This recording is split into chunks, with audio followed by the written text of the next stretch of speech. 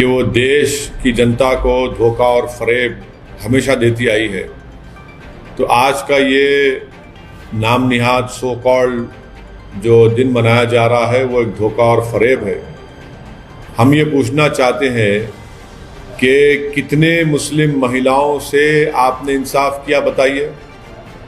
नजीब की माँ आज भी अपने नजीब के तलाश में तड़प रही है। जुनैद, जिसको हरियाणा में चलती ट्रेन में लोगों के सामने उसका कत्ल कर दिया गया, आज भी उसकी माँ उसके इंसाफ के लिए तड़प रही है।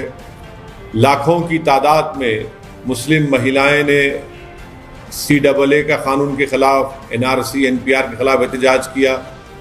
आज भारत में सबसे ज़्यादा अगर इलिटरेट है फीमेल्स में तो मुस्लिम महिला हैं, उसके लिए मोदी सरकार ने क्या किया। सबसे ज़्यादा अगर ड्रॉप आउट होता है तो मुसलमानों का और उसमें मुस्लिम महिलाओं का। तो क्या आपने ये क़ानून बनाकर एक धोखा दिया है? ये क़ानून अनकॉन्स्टिट्यूशनल है, इसीलिए सुप्रीम कोर्ट में इसको चैलेंज कर दिया गया है।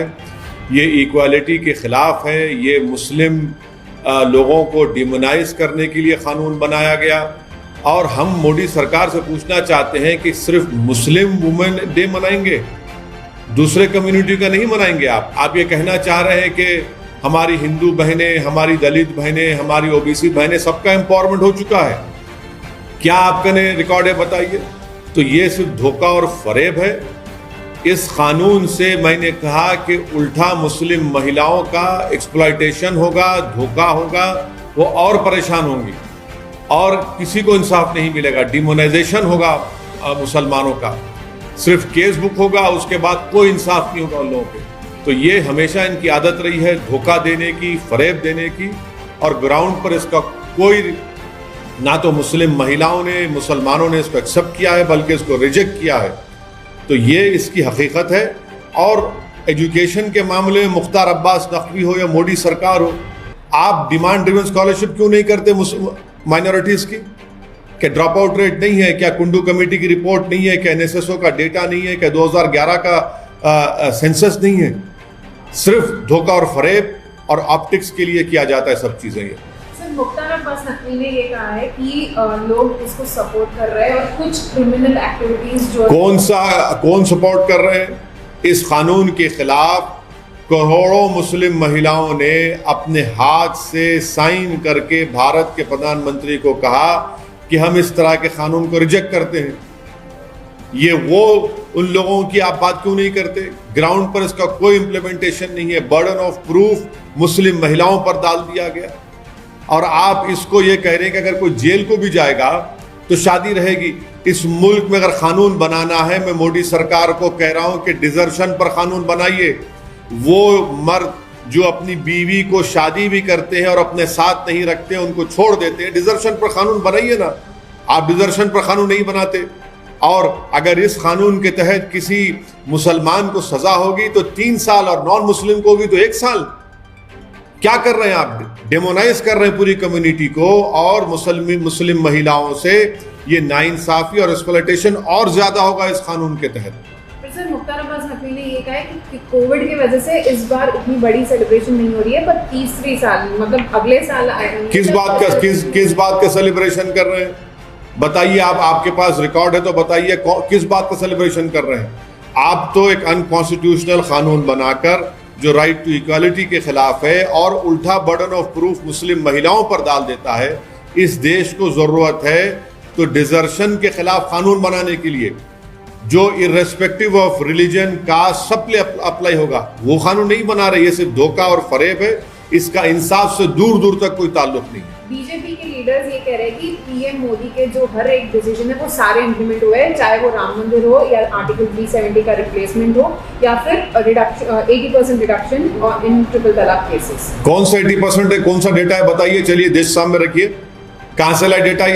ये डेटा तो आपने अपने घर में बैठकर, बीजेपी के दफ्तर में बैठकर बना लिया है। ग्राउंड पर एक्चुअल रियलिटी है कि मुस्लिम महिलाओं का एक्सप्लॉयटेशन हो रहा है इस कानून के तहत। बर्डन ऑफ प्रूफ मुस्लिम महिलाओं पर है और शादी भी खत्म नहीं होती उसकी।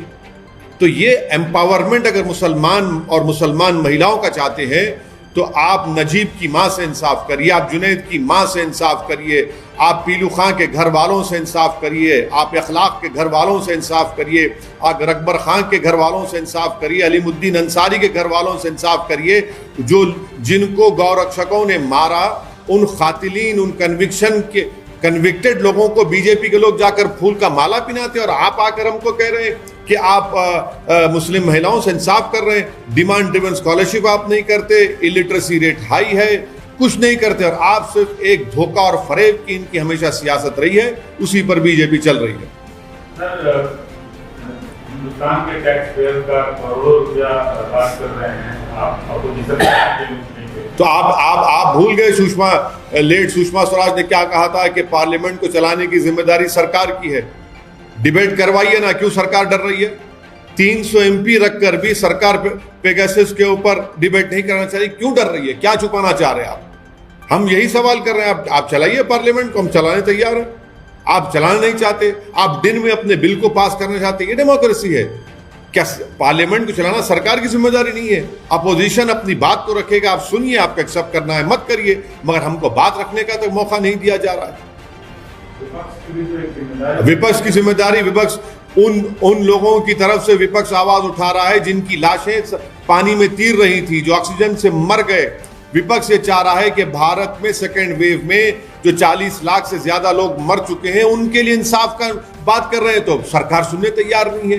विपक्ष ये चाह रहा है कि आप फोन टैप कर रहे हैं उन लोगों का जो आपके खिलाफ है। विपक्ष चाह रहा है कि आपने वो सॉफ्टवेयर लिया नहीं, मैलवेयर लिया नहीं लिया, आपने NSO से खरीदा नहीं खरीदा, आप उसका जवाब देने तैयार नहीं है। क्यों तैयार नहीं है आप इन चीजों का जवाब देने?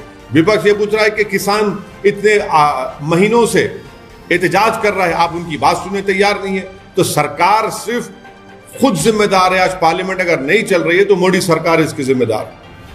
सर, उत्तर प्रदेश में आपने पहले ऐलान किया कि हम चुनाव लड़ेंगे। अभी प्रधानमंत्री से लेकर तमाम बड़े नेताओं, अमित शाह से लेकर तमाम बड़े नेताओं का वहाँ शेड्यूल तय हुआ है चुनाव प्रचार के लिए।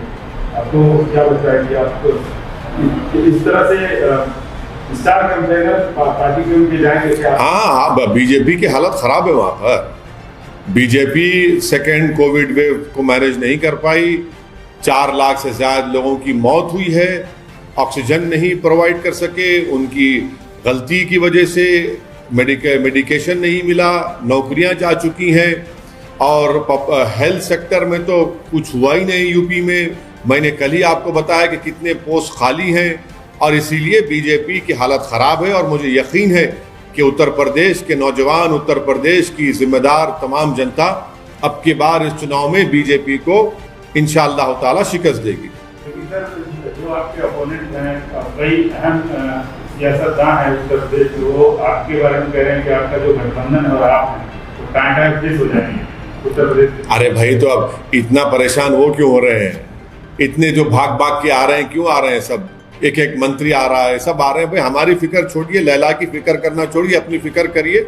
और हम इस बार इंशाअल्लाह ताला ओम प्रकाश राजभर साहब के गठबंधन में हम साथ हैं। हमारे पार्टी प्रेसिडेंट शौकत साहब, हमारे स्पोक्स पर्सन आसिम वक़ार संगठन को बहुत मजबूत किया है और कर रहे हैं, और हमको यकीन है कि इंशाअल्लाह ताला इस बार उत्तर प्रदेश की जनता अब हमको अपने दुआओं से, अपने आशीर्वाद से, अपने वोट देकर हमारे कैंडिडेट्स को कामयाब करेगी।